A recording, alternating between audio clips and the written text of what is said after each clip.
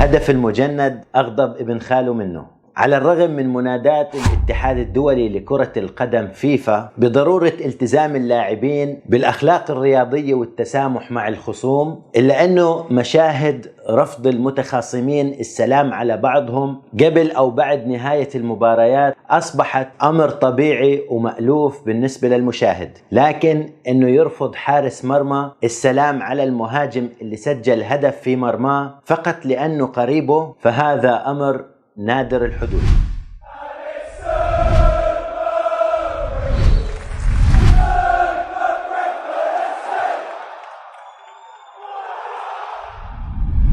السلام عليكم ورحمة الله. بيروي نجم النادي العربي بدر بو عباس تفاصيل غضب ابن خاله حارس مرمى نادي الكويت عباس بو عباس ورفض السلام عليه بعد النهائي اللي جمع الأخضر والأبيض على لقب كأس سمو الأمير في موسم 1980-1981.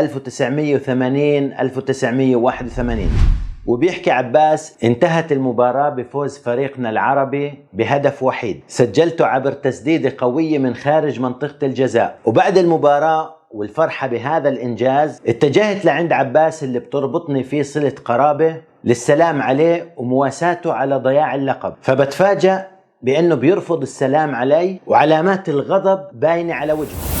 وبضيف بدر انه عباس قال له: شو السالفة انا ولد خالك، كيف تشوط علي الكرة بهذه القوة؟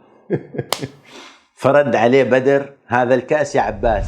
فبيحكي بدر وبيكمل انه ما كان متوقع انه يشارك في هاي المباراة من الاساس، لانه كان مجند في الجيش في تلك الفترة وما كان مواظب على التدريبات ولياقته ما كانت مكتملة، كما انه انضم للفريق قبل ساعات قليلة من انطلاق النهائي، وذلك بعد خروجه من المعسكر قبل المباراة. فتفاجأت خلال اجتماعنا مع المدرب الاسكتلندي ديفيد ماكاي قبل المباراة برغبته بإشراكي أساسي مع الفريق رغم غيابي عن العديد من الحصص التدريبية. ففي الدقيقة 32 من المباراة وصلتني الكرة من ركلة مرمى نفذها حارس مرمى الكويت عباس، فتبادلتها مع أحمد خلف وانتو قبل ما أهيئها بكعب قدم اليسار وأسددها قوية بنفس القدم في الزاوية اليمين للمرمى. وبيحكي بدر إنه التصوير في هذاك الوقت ظلم الهدف بشكل كبير، بيقصد يعني إعادة الهدف بأكثر من جهة.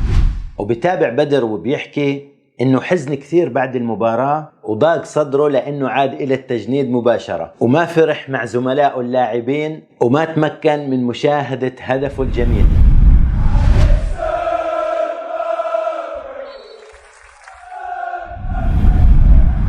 طبعا بدر ابو عباس يعتبر من افضل وأميز اللاعبين اللي مروا على النادي العربي طوال تاريخه. كانت هاي الأحداث في مايو من عام 1981. تنتهي قصة اليوم من قصص مباريات غير منقولة. بتمنى أن القصة نالت إعجابكم وانتظروني في قصص وروايات مثيرة أخرى. لا تنسى الإعجاب بالفيديو والاشتراك بالقناة. أنا نضال العسل والسلام عليكم ورحمة الله.